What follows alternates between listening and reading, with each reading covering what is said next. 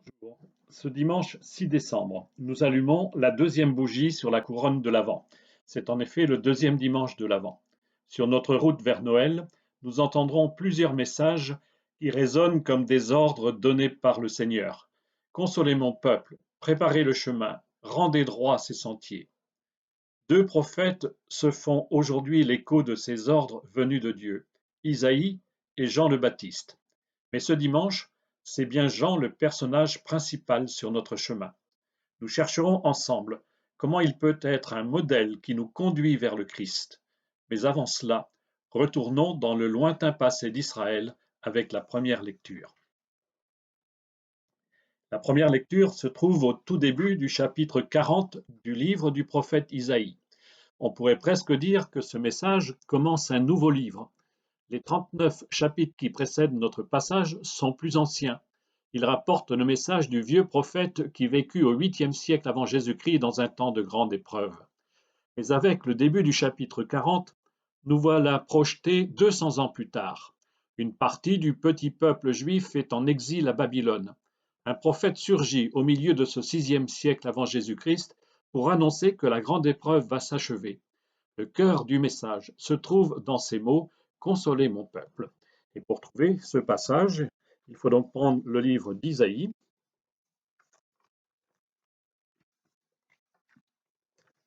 et nous allons lire quelques versets au début du chapitre 40 qui commence par ces mots: Consolez, consolez mon peuple. Nous écoutons. Consolez, consolez mon peuple, dit votre Dieu. Parlez au cœur de Jérusalem. Proclamez que son service est accompli, que son crime est expié, qu'elle a reçu de la main du Seigneur le double pour toutes ses fautes. Une voix proclame: dans le désert, préparez le chemin du Seigneur, tracez droit dans les terres arides une route pour notre Dieu. Que tout ravin soit comblé, toute montagne et toute colline abaissée. Que les escarpements se changent en plaine et les sommets en larges vallées. Alors se révélera la gloire du Seigneur, et tout être de chair verra que la bouche du Seigneur a parlé. Monte sur une haute montagne, toi qui portes la bonne nouvelle à Sion. Élève la voix avec force, toi qui portes la bonne nouvelle à Jérusalem. Élève la voix, ne crains pas. Dis aux villes de Juda, voici votre Dieu, voici le Seigneur Dieu. Il vient avec puissance, son bras lui soumet tout. Voici le fruit de son travail avec lui et devant lui son ouvrage. Comme un berger, il fait paître son troupeau. Son bras rassemble les agneaux, il les porte sur son cœur, il mène les brebis qui allaitent. Vers 540 avant Jésus-Christ, le prophète transmet un message d'espérance au peuple qui vit en exil depuis une soixantaine d'années. L'épreuve va bientôt se terminer. Après les années de larmes, le moment est venu de consoler le peuple. Il a suffisamment souffert pour que soient pardonnées ses fautes. Il va pouvoir revenir au pays, et c'est pour cela qu'il faut ouvrir la route qui ramènera les exilés à la maison. Dieu est ici comme un berger qui va prendre soin de son petit troupeau dispersé. Historiquement, en 538, à la surprise de tous, c'est un roi étranger, un Perse, Cyrus, qui va décréter le retour du peuple juif dans son pays. Tout au long de l'histoire, ces paroles du prophète sont une promesse pour le peuple et pour l'humanité. Le malheur et les épreuves ne durent qu'un temps. Après le temps des larmes vient le jour de la consolation. En ces mois de tristesse, de malheurs répétés, de solitude que nous vivons aujourd'hui, il nous est bon d'entendre aussi ces paroles pour nous. Consolez, consolez mon peuple, préparez le chemin du Seigneur. Voici votre Dieu, il vient. N'est-ce pas ce que Jésus a fait chaque fois que ses pas sur terre, ses yeux ou ses mains ont croisé le malheur humain? Il s'est arrêté, il a regardé avec amour, il a guéri les cœurs et les corps.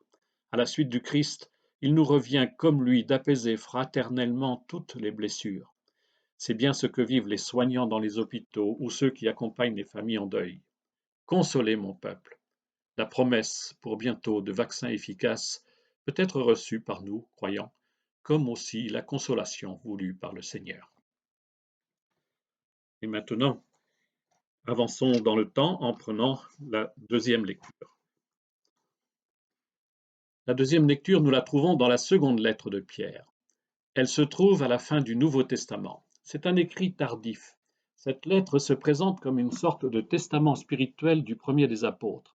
Elle invite à garder la tête froide et une foi solide, alors que les communautés chrétiennes sont agitées par des faux docteurs qui tordent le message initial.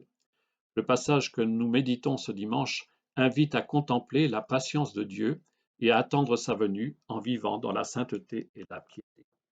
La deuxième lettre de Pierre se trouve tout à la fin, juste avant les lettres de Jean et l'Apocalypse. Nous prenons donc le chapitre 3, les versets 8 à 14 que nous écoutons. Bien-aimés, il est une chose qui ne doit pas vous échapper. Pour le Seigneur, un jour est comme 1000 ans, et 1000 ans sont comme un seul jour. Le Seigneur ne tarde pas à tenir sa promesse, alors que certains prétendent qu'il a du retard. Au contraire, il prend patience envers vous, car il ne veut pas en laisser quelques-uns se perdre, mais il veut que tous parviennent à la conversion. Cependant, le jour du Seigneur viendra comme un voleur. Alors les cieux disparaîtront avec fracas, les éléments embrasés seront dissous, la terre avec tout ce qu'on a fait ici-bas ne pourra y échapper. Ainsi, puisque tout cela est en voie de dissolution, vous voyez quels hommes vous devez être en vivant dans la sainteté et la piété, vous qui attendez, vous qui hâtez l'avènement du jour de Dieu. Ce jour où les cieux enflammés seront dissous, où les éléments embrasés seront en fusion. Car ce que nous attendons, selon la promesse du Seigneur, c'est un ciel nouveau et une terre nouvelle où résidera la justice. C'est pourquoi, bien-aimés, en attendant cela, faites tout pour qu'on vous trouve sans tache ni défaut, dans la paix. On nous dit que Dieu va venir bientôt, mais ça fait des années qu'on nous promet son retour et rien ne vient. Alors profitons de la vie, soyons libres. C'est en gros le discours que tenaient les faux prophètes dénoncés par cette lettre. Elle invite au contraire les chrétiens à contempler le Seigneur. Notre temps n'est pas celui de Dieu. Lui prend patience, il prend son temps pour nous laisser le temps de nous convertir. Le temps qui nous est donné, c'est celui de la conversion, pas d'une liberté débridée. Préparons-nous à la rencontre du Seigneur, car il vient, c'est sûr. Il nous faut vivre chaque jour comme si c'était le dernier jour. Deux paroles de l'auteur de cette lettre sont un appel à nous convertir en ce temps de l'Avent. Vous voyez quels hommes vous devez être en vivant dans la sainteté et la piété. Ou encore, en attendant la fin, bien-aimés, en attendant cela, faites tout pour qu'on vous trouve sans tache ni défaut dans la paix.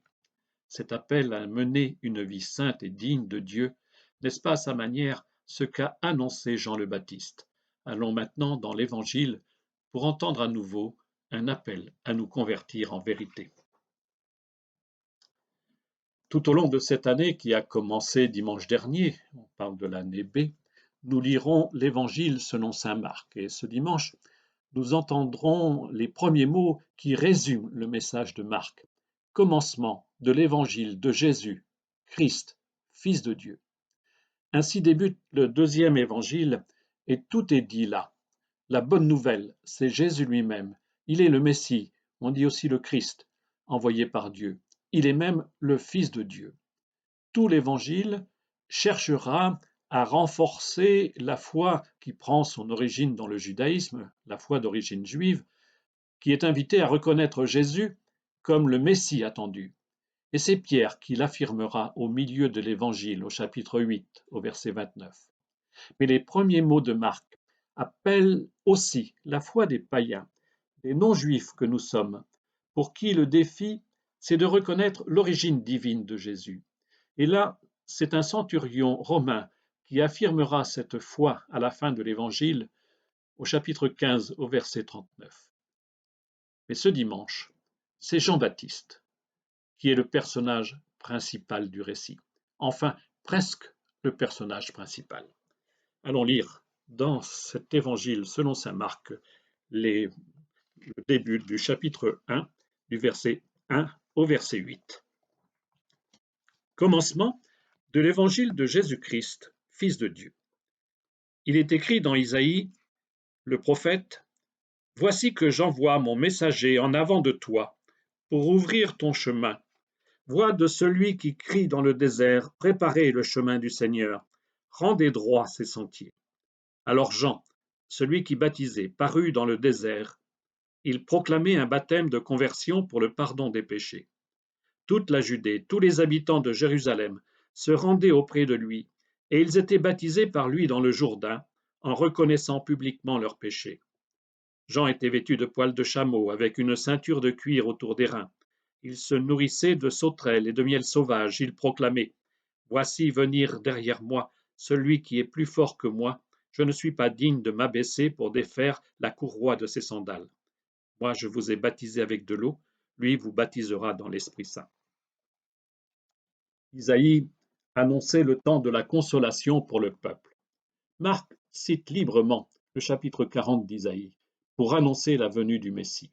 Jean-Baptiste, c'est ici la voix dans le désert, celui qui prépare la route. Dans un de ses sermons pour la naissance de Jean-Baptiste, saint Augustin compare Jean et Jésus. Et il dit: Jean, c'est la voix, Jésus, lui, est la parole. Jean est le serviteur de la parole, qui ouvre la route dans les cœurs. Il ne faut pas confondre la voix qui annonce et la parole qui est. Cet écart entre Jean et Jésus s'exprime à la fin de l'Évangile. Je ne suis pas digne de m'abaisser pour défaire la courroie de ses sandales. Autrement dit, même à genoux devant lui, Jean ne se sent pas à la hauteur.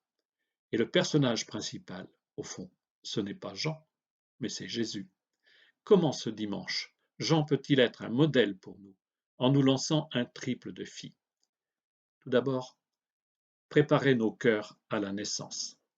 Fêter Noël, ce n'est pas seulement nous rappeler ce jour où Jésus a pris naissance sur terre. Fêter Noël, c'est laisser Dieu renaître en nous. La demeure du Seigneur sur terre aujourd'hui, c'est nous, c'est notre maison intérieure. À nous de lui faire place nette dans notre vie. Deuxième défi, nous replonger dans l'eau de notre baptême. Jean est venu annoncer un baptême pour le pardon des péchés. L'Avent, c'est un temps pour se convertir de nouveau. Jean est le modèle de l'humble serviteur. À nous, dans ce temps, de nous reconnaître pécheurs et tout petits devant le Seigneur. Enfin, troisième défi, passer de l'eau au feu. Lui vous baptisera dans l'Esprit Saint. Le baptême de Jésus, c'est l'irruption de l'Esprit dans notre vie. C'est vivre la foi comme un feu qui vous brûle le cœur. C'est vivre à contretemps en plein hiver la Pentecôte où le croyant devient un prophète au cœur de feu. Il nous revient, en ce temps de pandémie, d'annoncer la bonne nouvelle de Jésus. Selon les mots de Marc, la bonne nouvelle de Jésus, le Christ, le Fils de Dieu.